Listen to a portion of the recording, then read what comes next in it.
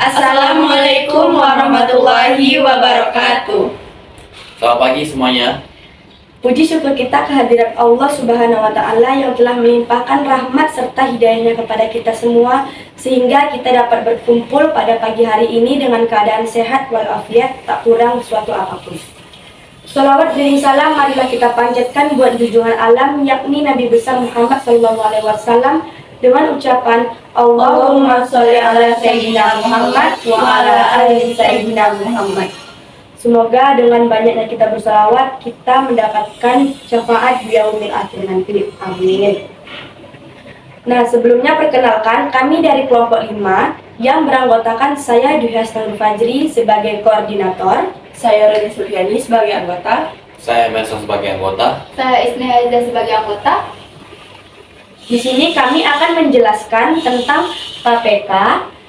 Nah, sebelumnya pengertian dan tujuan KPK ini akan dijelaskan oleh teman kita Reni Silviani. Kepadanya dipersilakan.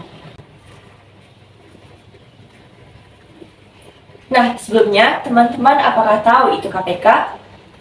Nah, Komisi Pemberantasan Korupsi, disingkat sebagai KPK, adalah sebuah komisi yang dibentuk pada tahun 2003 berdasarkan Undang-Undang Republik Indonesia Nomor 30 Tahun 2002 tentang Komisi Pemberantasan Tindak Pidana Korupsi. Nah, KPK ini bernaung di bawah Kementerian Pendayagunaan Aparatur Negara dan Reformasi Birokrasi. KPK ini bersifat independen dan bebas dari kekuasaan manapun dalam melaksanakan tugas dan wewenangnya. Nah, KPK ini juga digantikan atau diangkat oleh Presiden. Selain itu, tujuan KPK ini mengatasi dan menanggulangi serta memberantas korupsi. Selain itu juga, tujuan lainnya ialah meningkatkan daya guna dan hasil guna dalam upaya pemberantasan tindak pidana korupsi. Nah, selanjutnya ada tugas-tugas KPK.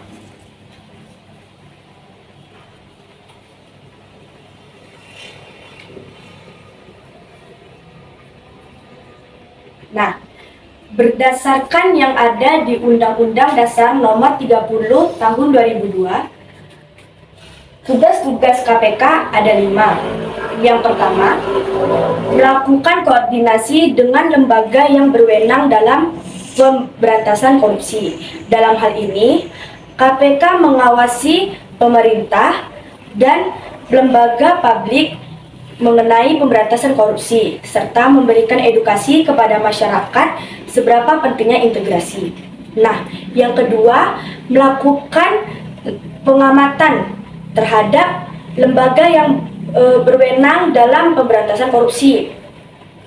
Dalam hal ini, KPK menyelidiki berbagai kasus, terutama korupsi, termasuk penyadapan, penggeledahan, serta pengumpulan bukti.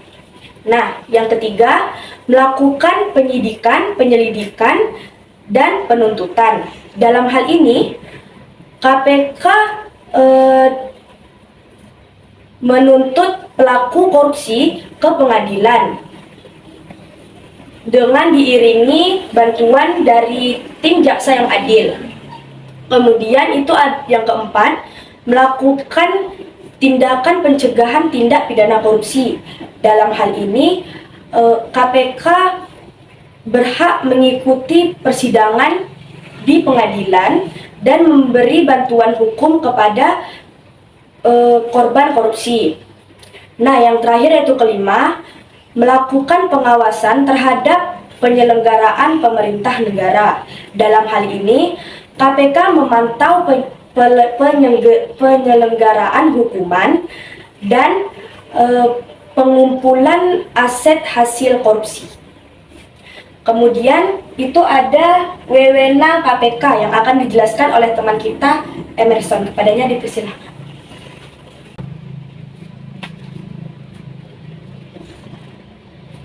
Jadi untuk wewenang KPK dibagi jadi 3, yaitu yang pertama itu mengordinasikan penyelidikan, penyidikan, dan pemeriksaan pada tindak korupsi. Jadi maksud dari kelompok kita, pemahamannya itu adalah ketika setiap kali ada kasus korupsi, maka kita perlu memerlukan pemeriksaan dan penyelidikan kepada kasus korupsi tersebut. Jadi tidak bisa semena-mena kita bisa menjatuhkan hukum kepada orang korban atau pelaku dari pelaku korupsi tersebut. Jadi yang kedua itu adalah meminta laporan bukti bahwasannya terjadinya sebuah kasus tindak korupsi. Nah, jadi setiap kali ada kasus korupsi, maka pihak KPK itu wajib meminta atau juga berhak meminta laporan yang terjadi pada tindak kasus korupsi, mau itu terjadi pada sekarang, mau itu terjadi pada dulu. Misalnya saya contohkan pada kasus korupsi yang terjadi pada Bupati Bengkalis. Nah, di sana pihak KPK juga berhak wajib meminta informasi dari data yang tersedia. Berapa jumlah informasinya, pihak KPK berhak meminta itu.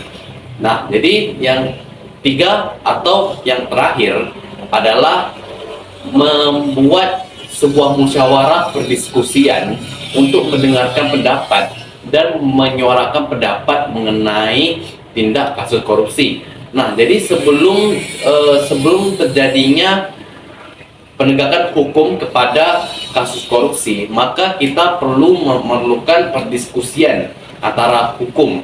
Jadi tidak bisa semena-mena bahwa kita bisa menjatuhkan hukum pada seseorang. Jadi tentu saja itu memerlukan campur tangan dari seorang penegak hukum, misalnya hakim dan lain sebagainya. Nah, selanjutnya itu ada asas-asas KPK yang akan dijelaskan oleh teman kita Izni Haiza, kepadanya dipersilakan.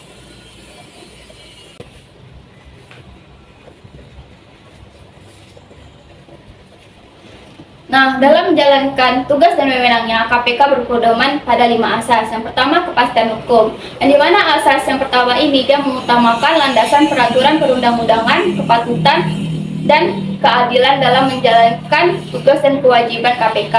Yang kedua ada keterbukaan. Yang dimana asas ini dia mengutamakan membuka diri hak terhadap masyarakat untuk memperoleh informasi yang jujur, benar, dan tidak diskriminatif terhadap kinerja KPK.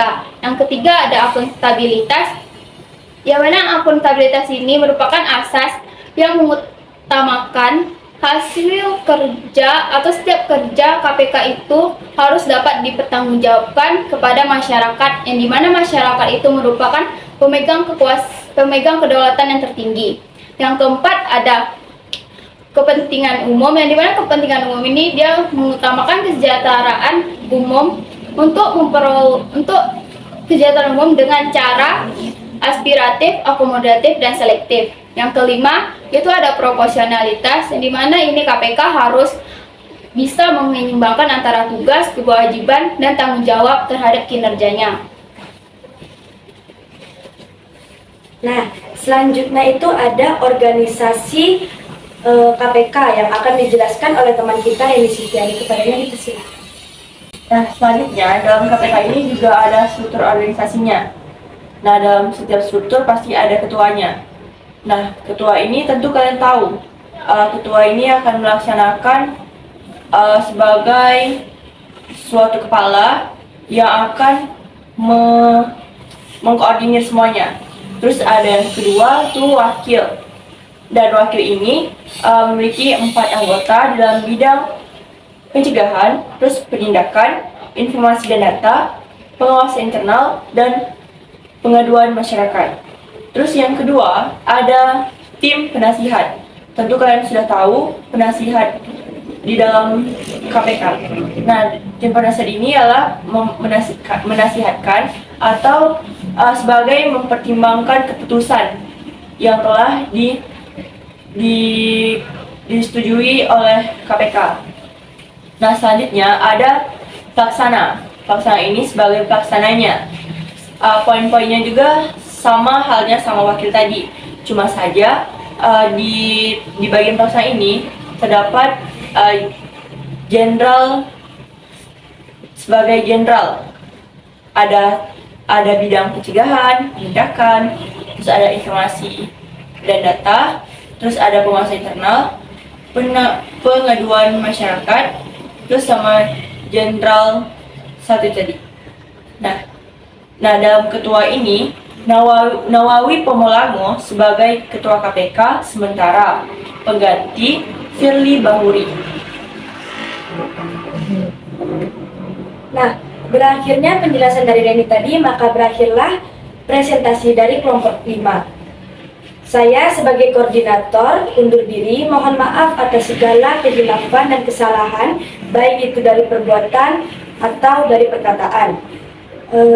Kami akhiri dengan wabillahi taufiq wal hidayah. Wassalamualaikum warahmatullahi wabarakatuh. Selamat pagi.